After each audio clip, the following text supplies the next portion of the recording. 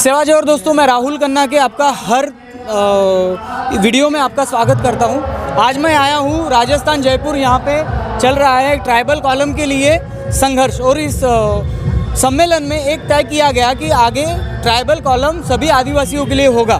तो हम जानते हैं यहां पे आए हुए मेहमानों से कि क्या ट्राइबल कॉलम की कैसे मिशन रहेगा और कैसे नियुक्त किया गया और ट्राइबल कॉलम क्यों ज़रूरी है। तो मैडम, आपका परिचय। मैं गीताश्री उरांव हूँ और मैं पूर्व मंत्री झारखंड सरकार, साथ ही साथ मैं अखिल भारतीय आदिवासी विकास परिषद झारखंड प्रदेश की मैं अध्यक्ष हूँ। जी। तो ये ट्राइबल कॉलम हुआ, तो इसके बारे में क्यों ये ज़रूरत पड़ी हमें ट्राइबल कॉलम की, ये ज़रा बताएं। देखिए, ट्राइबल कॉलम हमारे लिए जो आज़ादी से पहले जब अंग्रेज़ों ने 1871-72 में जब ये जनगणना का काम शुरू किया था, तो 1881 से हमें आदिवासियों को अलग श्रेणी में अलग नाम के साथ में उसकी जनगणना की गई थी और स्पष्ट रूप से किसी दूसरे अन्य धर्म समुदाय से अलग ही रखा गया था हमारा। ये आज़ादी के बाद 1961 से विशेष रूप से जो हमें अन्य का दर्जे में कॉलम दिया गया था, जिसमें हमारे इतने वर्षों से हम लोग अपनी पहचान दर्ज करते आ गए आदिवासी समाज। और साथ ही साथ क्योंकि आदिवासी इस देश का मूलवासी है, मालिक है, और बहुत बड़ी संख्या हमारी है। जनसंख्या अगर देखें तो वैसे तो सरकारी आंकड़े 10.5 करोड़ बताते हैं, मगर निश्चित रूप से इससे कहीं ज़्यादा है, क्योंकि हम लोग ये भी जानते हैं कि हमारे खिलाफ में जिस तरह से हर जनगणना में जिस तरह की षड्यंत्र किए जाते रहे हैं, जिसमें आदिवासियों को हिंदू के रूप में भी अंकित किया गया है। कुछ आदिवासी जनजातीय समूह जो है, निश्चित रूप से जो हमारे 781 जनजातीय समूह हैं, उसमें से लोगों ने सतर्कता जरूर दिखाई है, और इसीलिए हमारा जो 10.5 करोड़ का आंकड़ा आता है।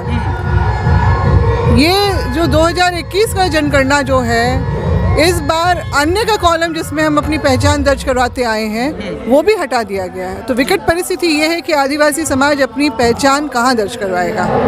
तो जबरन ये हमारा धर्मांतरण की बात जो है वो सामने नज़र आ रही है, हम लोग को ये षड्यंत्र नज़र आ रहा है। अगर हम नहीं भी चाहेंगे तो भी हमारा आदिवासी को कहीं तो पहचान दर्ज करें, जनगणना तो होनी ही है। तो या तो आदिवासी विरोध करे तो फिर वो जनगणना में उसके सही आंकड़े वैसे भी नहीं आएंगे, और हम लोग जो अपनी पहचान को बनाए रखने में भी देख रहे हैं कि हमने बहुत मुश्किल पेश आ रही है। तो इसलिए हम चाहते हैं कि आदिवासी को जो संवैधानिक रूप से उसको जो मान सम्मान मिलना चाहिए। इतनी बड़ी करोड़ों की आबादी वाली एक समुदाय है आदिवासी समुदाय, तो हमको आदिवासी धर्म कॉलम कोड के नाम से, जो आदिवासी प्रकृति पूजक है, जो मूल रूप से अपने ही धर्म में रहा है, हम वैसे आदिवासियों की अपनी पहचान मिलनी चाहिए, और वो कोल कॉलम के हिसाब से होगा। ये सिर्फ जनगणना नहीं है, पर हेड काउंटिंग जो आपके आरक्षण का भी प्रतिशत वो निर्धारित करता है। और जब प्रतिशत निर्धारित होता है तो उसी के आधार पे हमारे हिसाब से नीतिगत फैसले होंगे, योजनाएं बनेंगी, है ना। और जो संवैधानिक प्रावधान हमें पहले से मिले हैं 5वीं अनुसूची राज्य के और 5वीं 6वीं अनुसूची राज्य के, और साथ ही साथ जो हमारे अपने कस्टमरी लॉ हैं, वो भी हमारा जो है वो भी सुरक्षित हो पाएगा। हमारे ज़मीन संबंधी कानून, संस्कृति भी बच पाएगी, हमारी सभ्यता बच पाएगी, हमारी अपनी परंपरा बच पाएगी, हमारी सभ्यता जो बच पाएगी। और अगर इस में हम लोग इसलिए ज़्यादा इस बात का विरोध कर रहे हैं और मांग भी कर रहे हैं कि हम लोग को हर हालत में इस जनगणना में, क्योंकि अगला जनगणना आपका 10 साल बाद होगा, अगर हमारी पहचान सही रूप से इस बार नहीं दर्ज हो पाई तो अगले 10 साल में तो बहुत कुछ बदल चुका होगा। क्योंकि अगर ये हालात पैदा कर दिए गए हैं अभी, तो हो सकता है कागजी तौर पे सरकारी आंकड़ों में आदिवासियों को मिटा दिया जाएगा, तो वो हम नहीं होने देंगे। हम ऐसे समुदाय हैं, हमारे पूर्वजों ने हमारी अपनी जल जंगल ज़मीन, हमारे मान सम्मान की सुरक्षा के लिए अपनी जान की कुर्बानी लगा दी, उनके वंशज हैं हम। तो आज के इस समय में ये हमारा जो संघर्ष है अपनी पहचान को बचाने के लिए, अपने अस्तित्व को बचाने के लिए है, और उसी से हमारा अपना सब कुछ, सभ्यता, संस्कृति, ज़मीन, सब कुछ बचेगा। जी, आज ये प्रोग्राम हुआ, तो इस सम्मेलन में क्या प्लानिंग तय हुई समाज की, अभी क्या करेगा समाज? देखिए, एक तो है कि हम लोग ये मांग कर ही रहे हैं, रजिस्ट्रार जनरल ऑफ इंडिया जो गृह मंत्रालय के अंतर्गत है, गृह मंत्री जो हैं उनसे भी हमारा ये है, और हम लोग अभी समय भी मिल गया है, हम लोग जो है समय मिला है रजिस्ट्रार जनरल ऑफ इंडिया से भी मिल गया है, तो हम लोग वहाँ पर अपनी बात को रखेंगे कि क्यों कर आदिवासी को अपनी अलग पहचान के रूप में कॉलम कोड अलग मिलना चाहिए, क्योंकि हमारी सभ्यता संस्कृति सब कुछ अलग है। हमारा सब कुछ देखिए रूढ़िवादी, चाहे वो जन्म हो, विवाह हो, मृत्यु हो, हमारा सारे कर्म कांड जो है हमारे अपने हिसाब से होते हैं, हमारे अपने जो पहान पुजार होते हैं उनके हिसाब से होते हैं। और जो है ये भी तो जब आज़ादी के बाद जब संविधान का हुआ निर्माण, उसमें तो ये भी तो आया हिंदू एक्ट में, मैरिज एक्ट में आदिवासी नहीं है उसमें। हिंदू लॉ ऑफ सक्सेशन में भी सक्सेशन जो होता है वो उसमें भी आदिवासी का नहीं है, क्योंकि उसमें स्पष्ट रूप से हमको अलग किया गया है। तो ये सारी बातें संवैधानिक रूप से हमारे लिए मौजूद हैं, हमारे अधिकार स्वरूप, हमारी सुरक्षा कवच के रूप में। तो बस वही हम लोग को चाहिए कि हमारी अपनी पहचान जो है, हमारी जो अपना अस्तित्व जो है वो सुनिश्चित किया जाए कॉलम कोड हमको देके।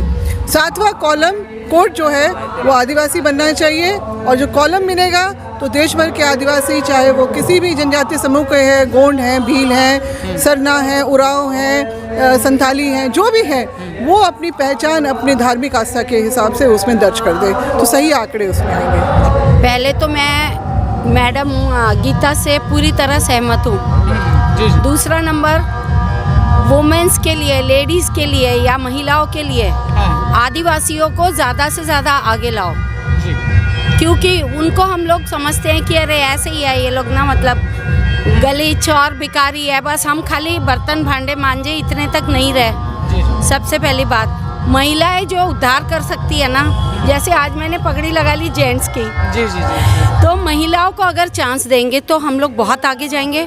और हमें कोई कास्ट सर्टिफिकेट या हमारी जमीन और जंगल ये तो हमारा है ही, पर उस पर हम लोग जो पैदा हुए हैं वो हमारी स्टैम्प है। पेपर कहाँ से लाए, पहले कौन पढ़ता था? दीवारों पे या पेड़ों पे हम लोग जो नाम लिखते थे, कहाँ रहे वो? 100 साल पुराने पेड़ कहाँ रहे? एंथ्रोपोलॉजी की पहली लाइन ये है कि दिल्ली हमारी है, और अभी हमें दिल्ली से ही भगा के जहाँ पर हम हैं वो भी हमें नहीं देना चाहते, तो ये तो कोई बात नहीं हुई। तो अभी हम लोग सारी लेडीज़ निकली है हर कोने से, पूरे हिंदुस्तान से, चाहे वो महाराष्ट्र हो, चंद्रपुर हो। आदिवासी की पहचान ही ये है कि इस धरती पर हम लोग पहले पैदा हुए, आप नहीं हुए। और ये जो शान शौकत ये वो, हमें वो सब नहीं चाहिए, वो सब नहीं चाहिए। हमारा हक हमें दो। हमारी ज़मीन क्यों छीन रहे हो यार? हमारा जो हक है वो गड़ा हुआ हक है, तुमसे छीन के लेंगे। हर जगह आदिवासी राजा रजवाड़ों की जगह है, टनल्स है, उसको तोड़ तोड़ के तुम टावर बना रहे हो। नागपुर में कितना बुरा हाल है। जी बिल्कुल, पूरी हमारी ज़मीन जायदाद है वो।